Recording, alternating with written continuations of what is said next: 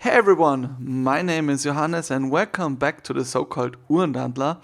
I'm so excited to have you here today. Whether you're new or a returning viewer, thanks for stopping by, and today we're gonna do what we can do best, or what we're trying to do best at least. We're trying to restore a watch, and maybe a few of you already have seen what watch it is. It's a Breitling, or I guess in Switzerland it's called Breitling. And yeah, I got this watch from eBay, as most of my watches, and it was listed as not running. And I chatted with the previous owner a few times, or a few messages, and he told me that he forgot to screw down the crown and went into the pool for swimming. Not too long after this accident, the watch stopped running, and you can see that. Do you see the hands? You can see that the loom on the hands is a bit, how should I say? It's not where it should be, right? And I already tried, the watch does not running, and therefore we have to disassemble it. First, let's take off the bracelet. This is some kind of a standard procedure because otherwise we cannot get to the back.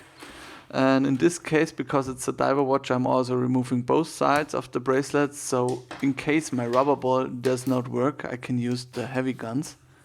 But in this case, the rubber ball works. Yeah, I would say in 80% of our cases it works. And there is the movement. Yeah, it's a Breitling movement, or that's not correct. The rotor says it's a Breitling movement, but the original movement is an ETA. I love ETA movements. I think I've said that in previous videos. But first, before we disassemble, let's see if the watch will start running.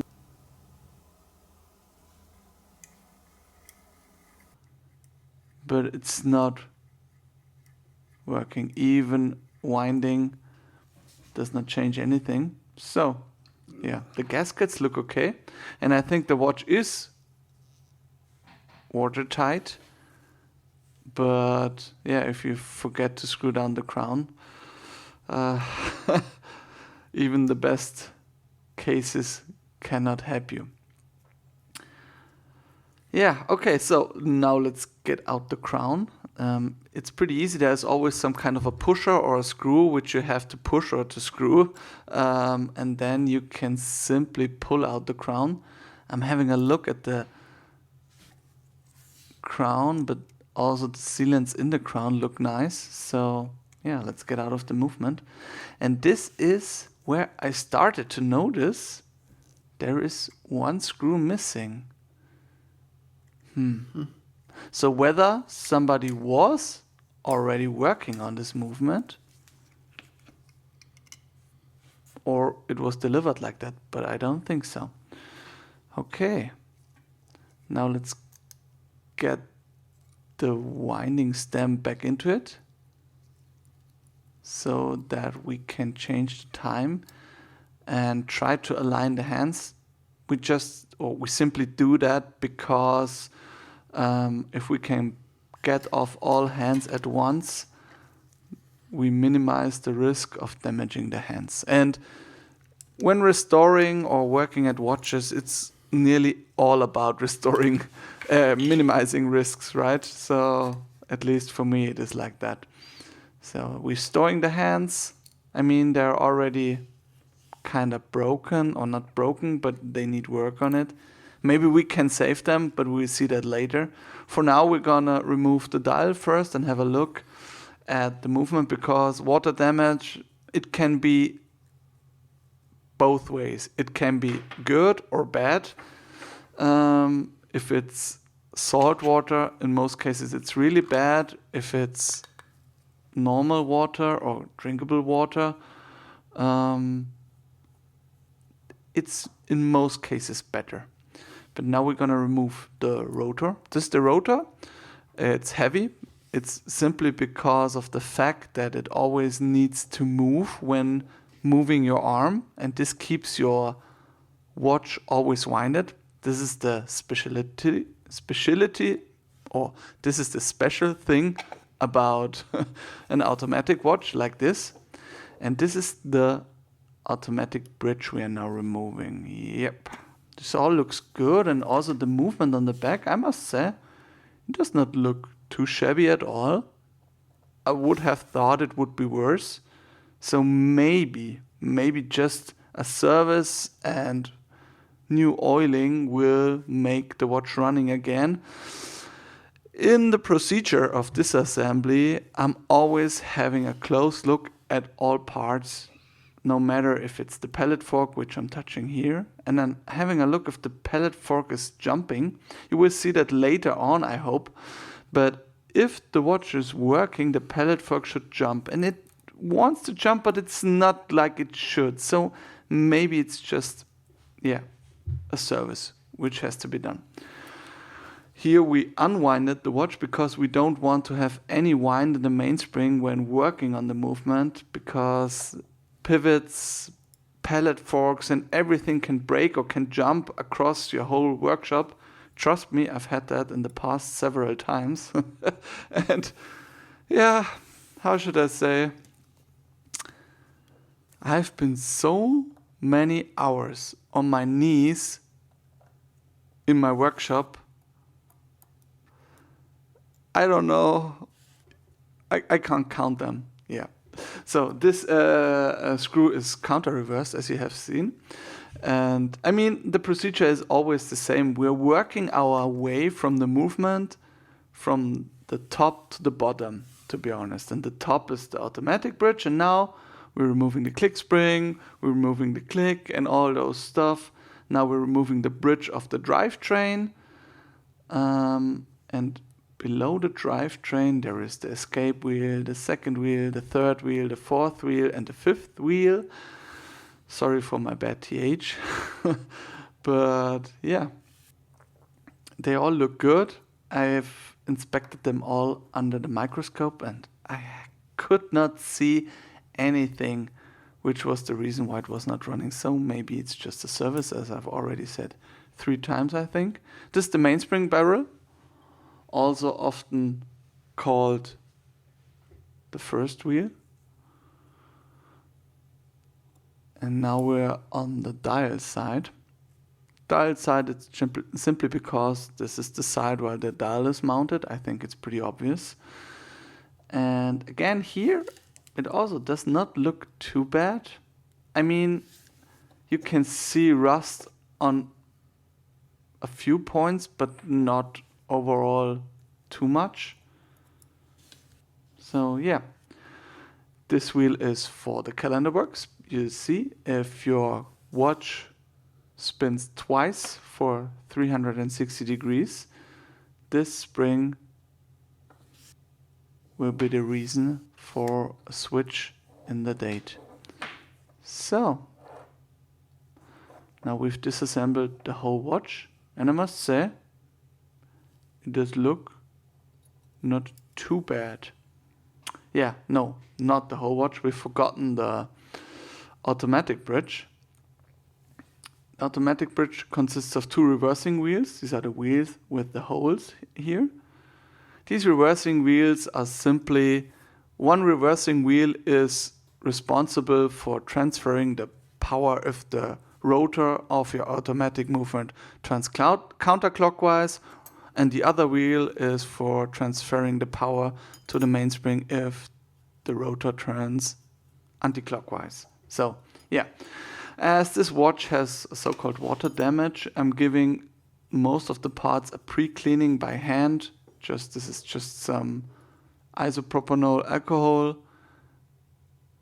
and a brush. And this is a fiberglass brush, I guess. And this one I'm using to remove the rust on the winding stem. And you have to be careful. If something is plated, you should not use a fiberglass brush, because then you're removing the plating. But in this case, the stem has no plating, so I can use the brush without any concerns. And also, I'm just brushing where the thread is, and this is not used in terms of function of the watch. and therefore I can use the fiberglass brush therefore. Now we're packing everything into our small baskets. I must be honest, I'm always a bit cautious about my cleaning machine. Maybe you remember, I know my last video is quite a few time ago, but my cleaning machine is self-modified, and therefore, how should I say, it has possibly too much power for really small parts. And therefore, small parts I'm cleaning by hand, but the big parts or the parts which are stable in terms of thin pivots and all those stuff,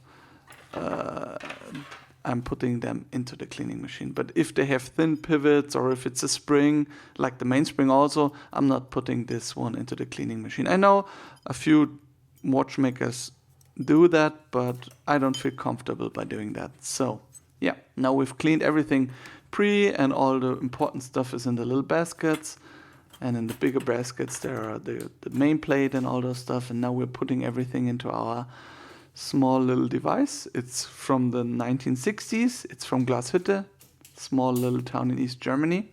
I've bought this machine by myself and it did not work, so I modified it, built new motors in it, installed a Raspberry Pi, programmed something, and now it's cleaning by itself.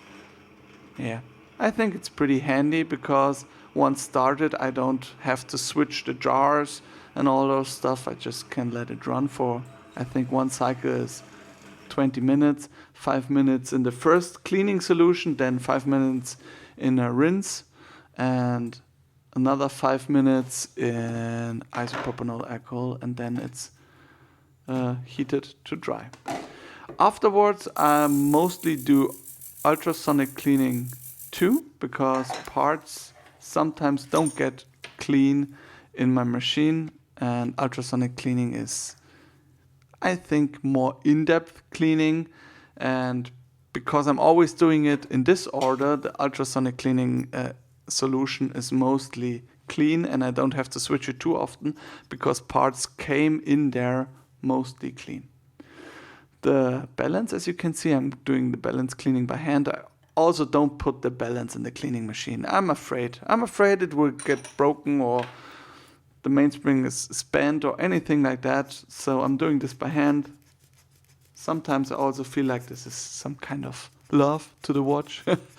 I like it. It's nice. It gets yourself some kind of a personal relationship to the watch. So everything is clean, and now we can start to assemble, or we can prepare our assemble. This is the so-called anti-spread or epilam. We are putting some of our parts, to be more precise, the escape wheel and the pallet fork into the epilam for 60 seconds and let it dry afterwards. An epilam has just the ability to keep the oil where it belongs to. So yeah, you will see it. We don't want the epilam on the pivots, so we're using some kind of watchmaker's wood, or I don't know the English word right now. In German it's Holundermark. So maybe you can look it up if you want to. I'm removing it from the pivots because the epilam will wear off if the watch is running, and if it wears off and will be on the jewels, maybe it's not good and the watch will start to run bad after a few days, months, weeks, I don't know. So I'm removing it. The reversing wheels I've already told you about. I'm putting them also in kind of a solution to oil the inner of the reversing wheels. Yeah, this is also Lubetta, it's called. I've shown you. You can stop the video and read it, I'm pretty sure. It has also to dry for 15 minutes. And while they are drying, we can start to assemble the watch. What do we need first? The mainspring. The mainspring still looks good in my opinion. I cleaned it, as you have seen, and therefore I have those funky mainspring winders from Bergeron. And they are really expensive, by the way. This is one of the expensive. No, there are many tools which are really expensive, but this is expensive. There are different sizes. As you see me now choosing the right size for this barrel. When I have the right size, I have to use the right anchor for the mainspring, if I can call it like that, because some mainsprings are winded or wound clockwise and others are anti-clockwise. And this one is, I would say, a normal mainspring, because most of the mainsprings are wound into one direction, and therefore I can use the red ones. The blue winders are for the other direction. To be honest, the most mainsprings into the other direction are from Psycho. But yeah, however, you get them into your winders. Be really patient when pulling out the anchor. I'm calling it like that right now. I don't know if this is the right term in English. And now you have your mainspring in your winder. Now we're putting some natural grease. It's Mobius 8217 on the walls of the barrel. Some people just putting a few points on the walls of the barrel. I'm always trying to be as consistent along the wall as possible, because I think it's better that way, or my experience told me it works good. So I don't know.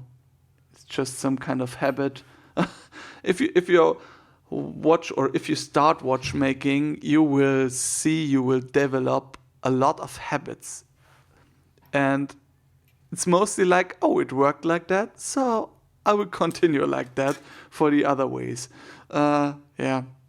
Or maybe it's just me who is like that, but if it works, never change a running system, or how does the saying go? Yeah. And now listen.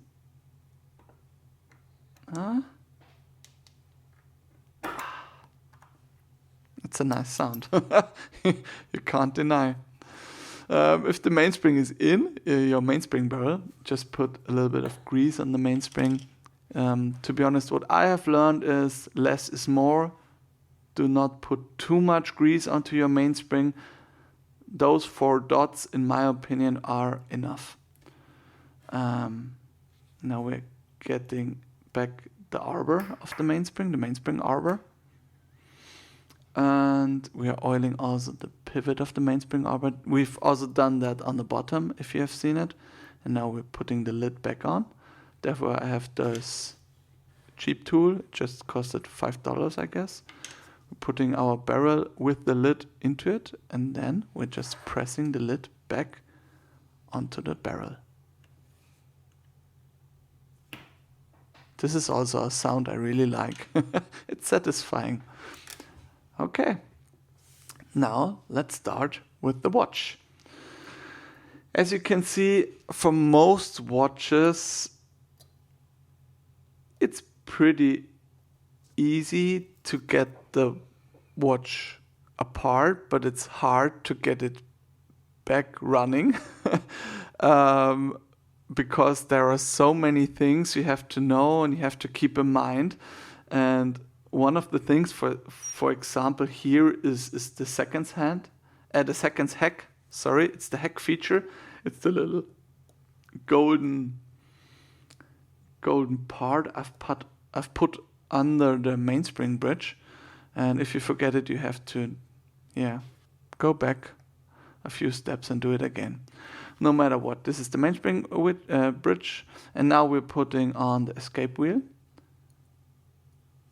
And the third wheel. And this one is the second wheel. And we've already oiled that because it will get through the base plate, and later there will be positioned the seconds hand on it. And now this is a really difficult part to align all the pivots. Sometimes I'm doing it under the microscope, as you can see here. And if all the pivots are aligned, you will see this happen. All the wheels are spinning freely. Sometimes it does this satisfying click sound, but it's not always the case. In this case, all wheels are spinning freely, and this is what I like. And for me personally, this is the perfect time to oil the pivots, because if I'm oiling the pivots right now, I can spin the wheels, and in my opinion, the oil will distribute better if the wheels are spinning quite a few times. We are also oiling the dial side or the other side of the drivetrain. So this is on the dial side. And now we can get back to the keyless works. I've already told you it's keyless works because back in the past they used to have keys for winding their watches and also setting the time. Nowadays you don't need it, right? You just pull out the crown, set the time, push the crown in, and wind the watch. Yeah, that's it.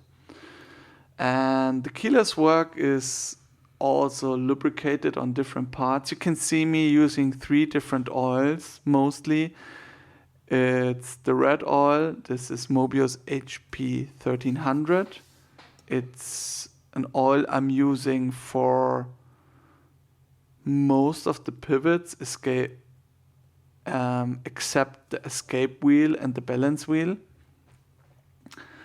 And the blue one is also from Mobius. It's not really an oil, it's more like a grease. It's for the heavy duty stuff, I guess. And the red one, I did not say it, it's for where the pressure is not too high and the RPMs of the wheels are also not too high. Because if the pressure is low and it's spinning fast, you can use Mobius 9010. This has no color. I'm using it for the escape wheel and later for the balance wheel. You will see it. And yeah, this is a good combination. It works for me. To be honest, oiling of watches is some kind of really complicated in the first instance if you start working on watches, because you think, okay, there's one oil and I'm oiling everything with that. But in fact, this will not work, or your watch will run poorly. You will have to really think about what oil you should use where. And in general, always keep in mind, less is more. Do not use too much oil.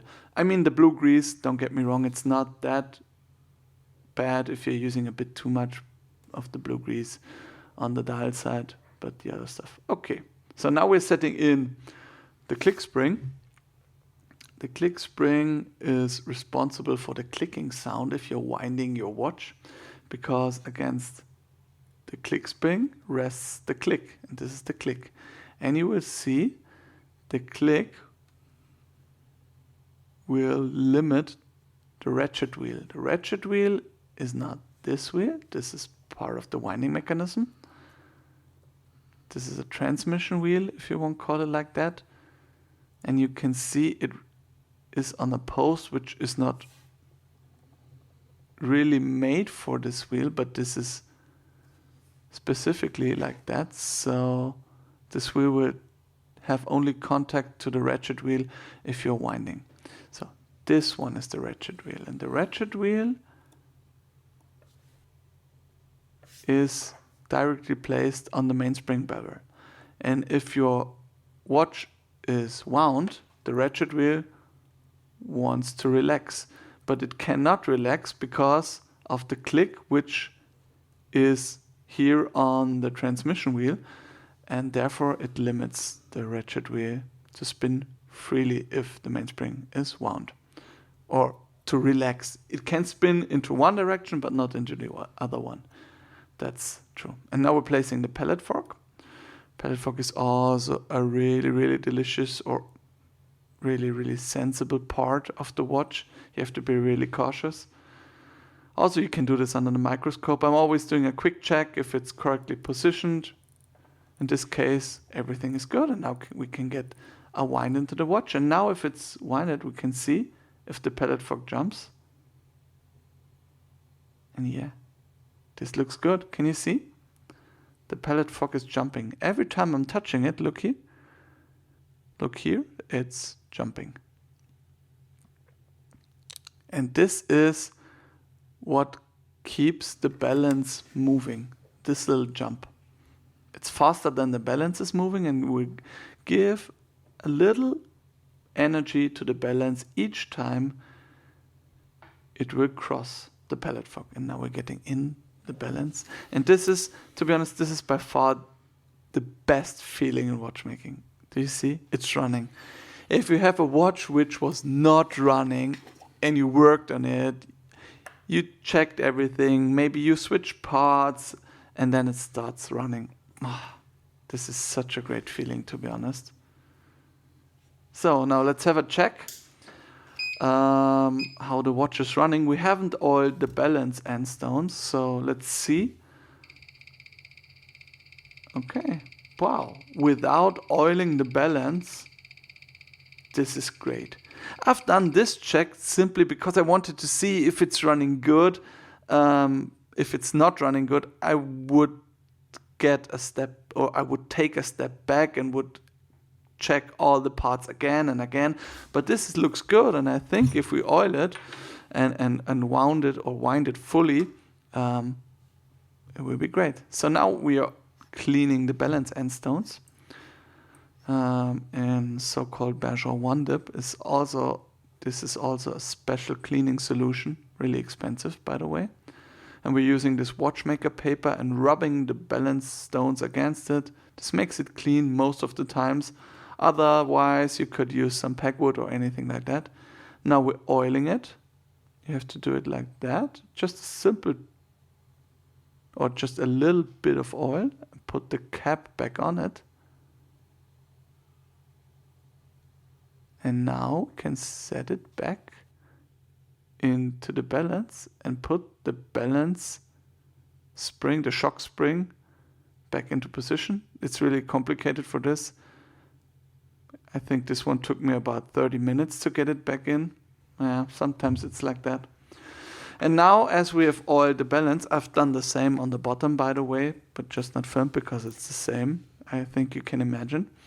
And now, as we have oiled the balance, we will take it out. You ask yourself, but it's running, why do you take it out? It's simple, because we have not oiled the pellet fork, and the pellet fork also needs some kind of oil. And as the watch was running for a few minutes while I was doing the oiling of the balance end stones, the epilarm on the contact faces of the pellet fork, because you remember I epilarmed the pellet fork, the epilarm on the contact faces here has worn off. And now I can oil those contact faces. And as the epilarm is on the rest of the pellet fork, the oil will be better on the surfaces where no epilarm is. And this is the contact face. This is the whole reason why you are oiling the pellet fork, epilarmizing, the pellet fork and the escape wheel. Yeah, that's it. And now we're setting it back. So we have this feeling of getting the watch running twice. You cannot get this often enough. Sometimes getting the balance in is really difficult, I must be honest. The more or the often you do it, the easier it gets.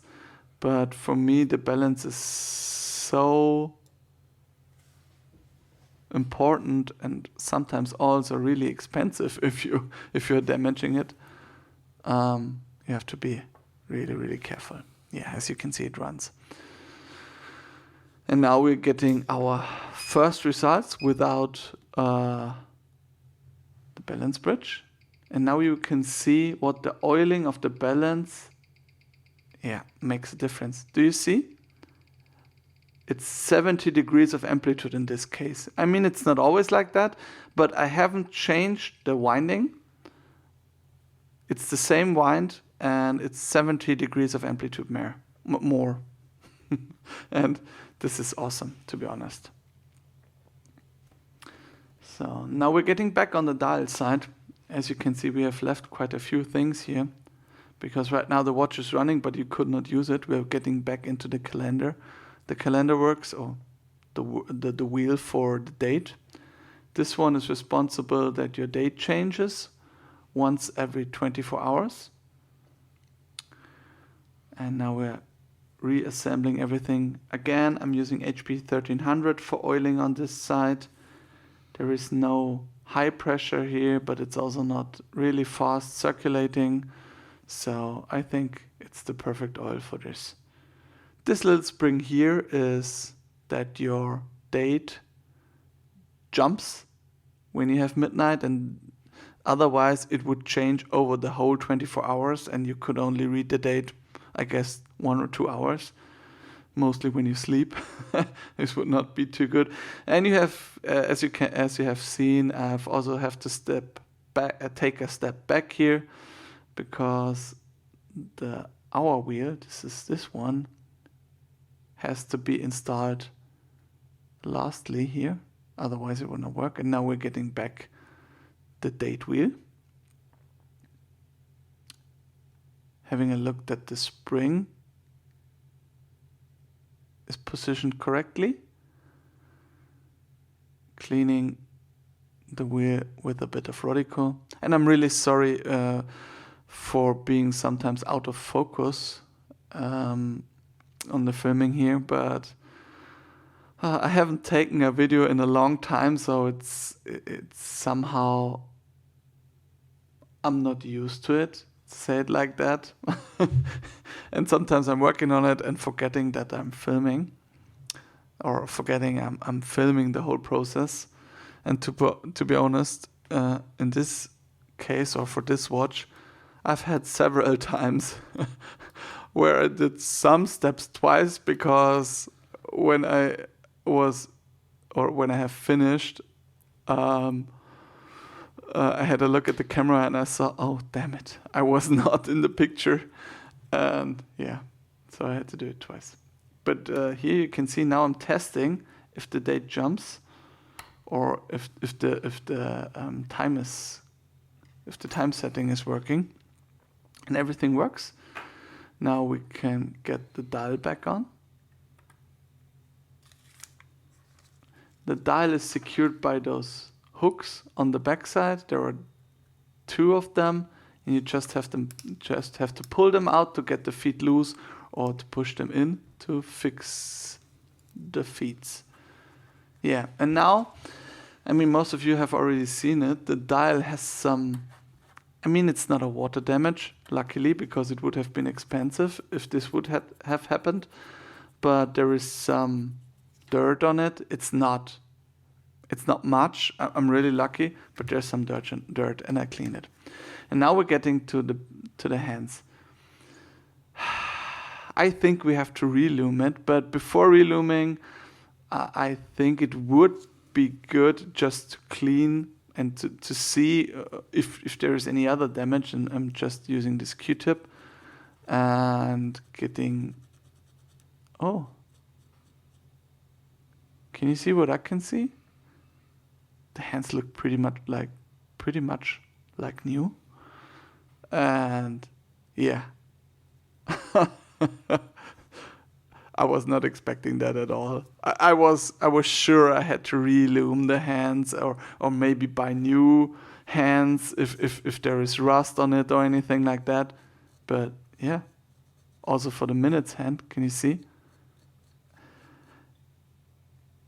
Wow, it's awesome. I'm so happy. When I bought the watch, I have seen the photos or the pictures, and I was like, okay, I need new hands, or I need to relume that. And to relume the hands, it's always a bit problematic because they don't look original and all those stuff, yeah. But as you can see, the seconds hand, it looks in some parts better than the other hands, but in the middle, there's some kind of a little point where rust is. And this is not nice at all. And I do not get it off by using my Q-tips.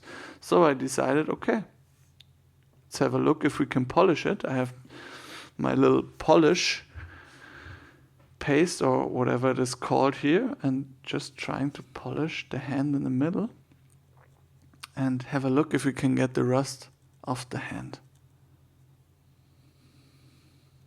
Yeah, just a little bit fast forwarding here because I did this a long time. Yeah, watchmaking is all about patience in my opinion. Take your time. You're not in a hurry. You know, I bought the watch, and as you can see, now we're cleaning off, and the hand is looking like new. Wow. At this point of the restoration, I was like, wow, I'm so happy. I would not have thought it would work out that way. Yeah, you can see it. I'm really, really happy, and therefore I have not to reloom. The loom of the hands does fit to the loom of the numbers on the dial. And now we can set the hands. You have seen me setting the time to the place where the date jumps, because I know this has to be at midnight, and so I have the correct position of hour and minute hand. The seconds hand position is not that important because this watch has seconds hand, so you can always manually correct the position of the seconds hand in any case. Now we're positioning it. Also, there is a tool for it. This tool is, I think, the cheap version of a really expensive tool from another Swiss company. In watchmaking, there is always an expensive and a cheap version, and most of the times the expensive version is much better, but there are some tools where it's okay to use the cheap version. Yeah, or if there is not that huge of a difference. Yeah. So now we have the movement running, the hands and the dial are ready, and now we're gonna get on the case. The case also looks a bit beat up. I mean, it's not like somebody was, I don't know, playing football with it or anything like that. I would not do it because the watch is really heavy. But we're gonna try to give it a quick overhaul. And this bezel is some kind of interesting because there are screws on the side. And if you have removed all screws, I think, yes, you simply can lift up the bezel. And this makes it, in my opinion, much easier than for most of the other bezels. Especially if it's a diver watch, you also have to use different tools. Yeah. And now, finally, we're getting the glass out of the casing, because if we are working on the case, I don't want to have the glass in it. Maybe you can leave it in. Sometimes it's okay, but in this case, because it's flat, I decided, and I also wanted to polish the front of the watch where the bezel sits on, because sometimes you can see it, and I want to have this clean also. And therefore, I had to remove the glass. The glass still looks good. There are no scratches on it. I'm really happy. And before we start polishing and working on the casing, I also have to do some taping.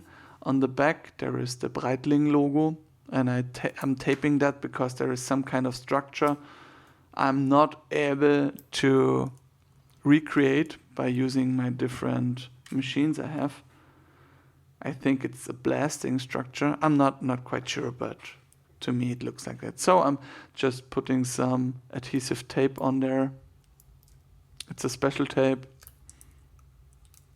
And yeah, this is also, pulling off the tape is so satisfying, to be honest.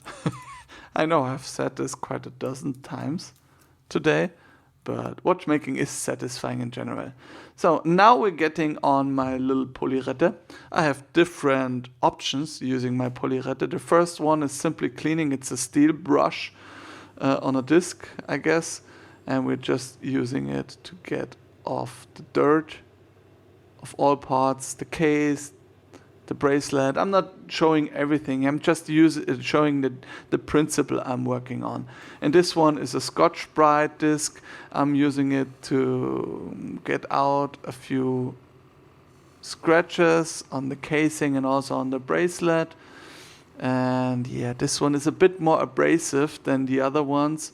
This one is also a very abrasive disc, but it has not the same structure as the Scotch-Brite. And for some parts of the watch, I'm using this disc. You know, it's just an experience. I've worked on many watches with that disc, and yeah, I always have to consider what makes most sense for every part.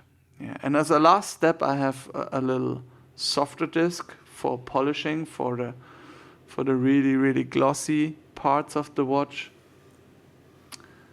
And this is the general procedure I'm using. And after this procedure, this took me, I don't know, I think 2 or 3 hours. Again, I'm taking my time. You can see my clothing in the videos is always changing because I'm not doing this on an evening. It's a procedure of quite a few days or weeks sometimes. And yeah, after polishing and reworking the case, I'm using some kind of ultrasonic cleaners. It's a really cheap one from Amazon, but it works for jewelry, really nice. And I'm just putting it into my, I think, 20-year-old ultrasonic cleaner. And afterwards, it looks like this. And this is satisfying. I know it does not look perfect in this light here, but there are still fingerprints and all those stuff on it. And if we're using the right cloth at the end, it's really nice. And I'm really happy how it turned out. The watch really looks good. I would not say it's like new, but it's close to new. And this, in my opinion, is not a vintage watch. I don't think I've said it, but the watch is from 2010, so it's not a vintage watch. And in my opinion, a watch like this can be polished and reworked because there is no like huge history for me on this watch. I'm not the first buyer and all that stuff, so I think a rework is fine. Yeah, it really looks good. Can you see? Wow. I like it. Turned out better than I was expecting. Now just give it a little more clean because there's some residue of the polish and all those stuff. And before we are getting onto the bezel, there are the screws, I've already told you. And these screws, they are not looking too good, to be honest. Can you see it? There are scratches and all those stuff. And so I decided to myself, okay, let's work on the screws too.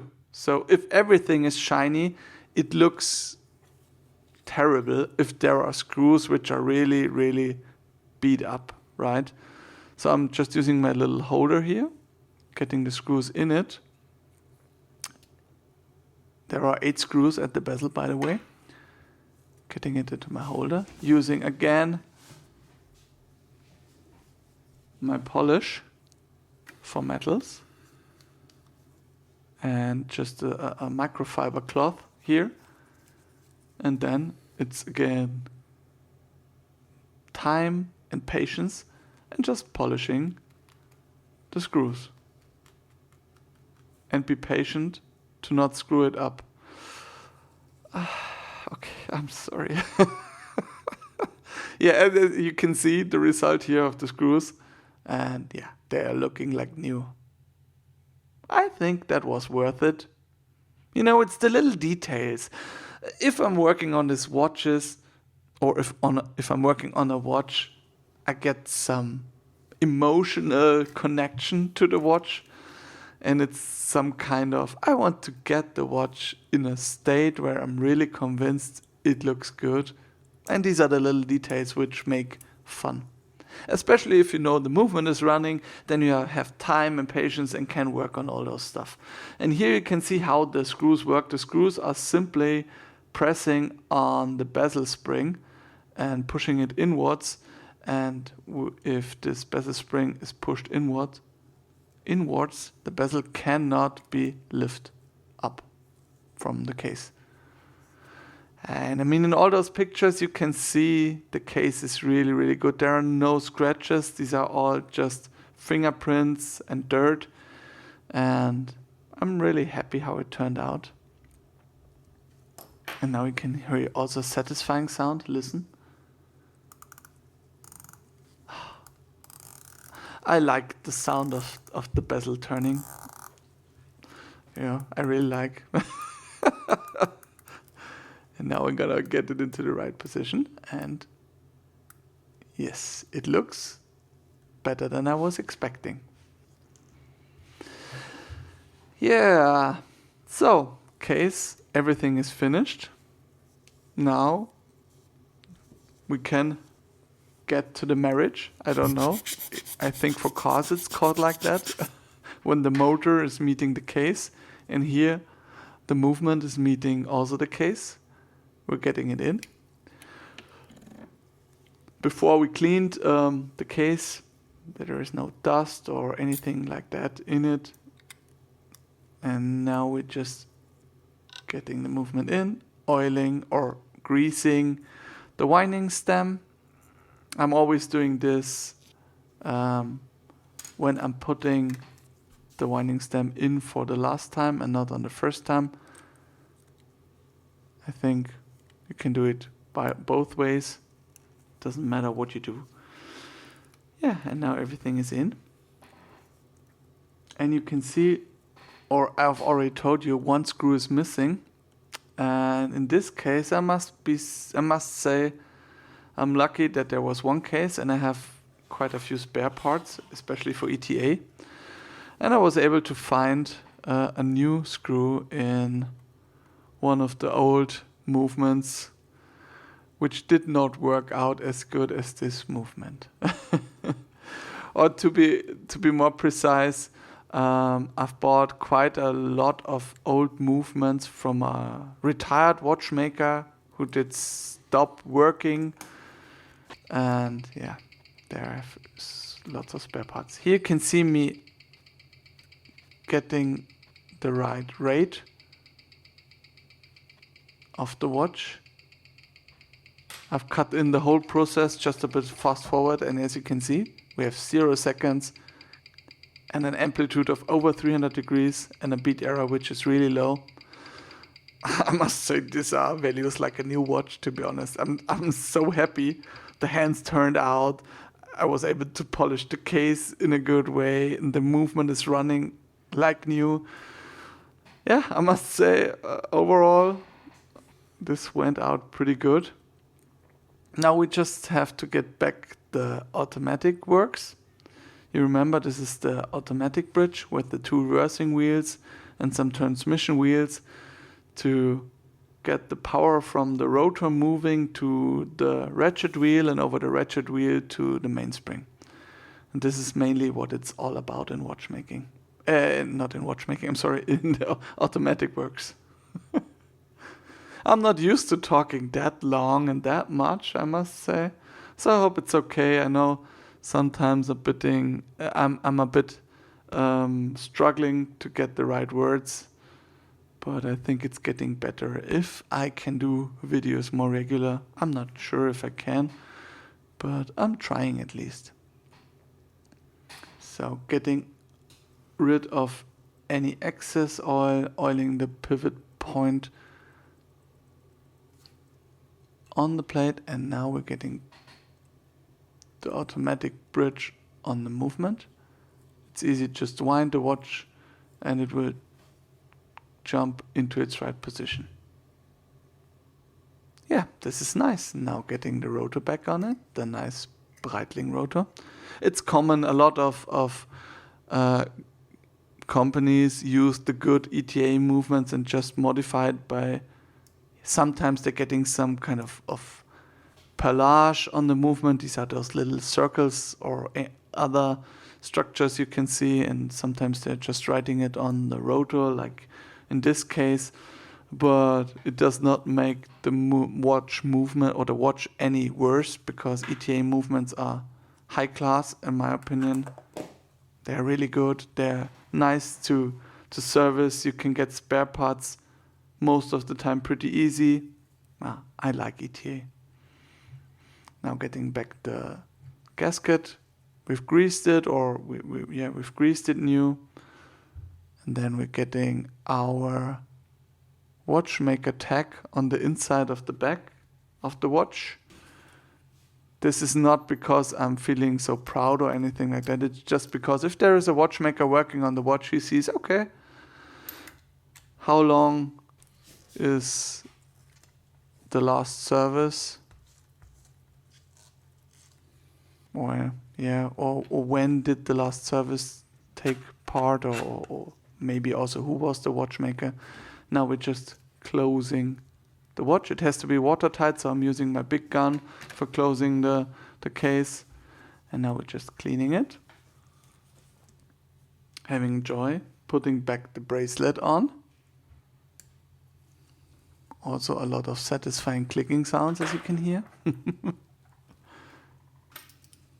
Yeah, I must say I'm so happy with this watch. It's really good. And now, I think we are finished. What do you say? Guys, let me know. You can see the flex of the bracelet is also not too shabby for a 14-year-old watch. You can see it's glossy and it's looking really, really good. What do you think, guys? Let me know in the comments. After all, I hope you enjoyed the video and see you. Bye.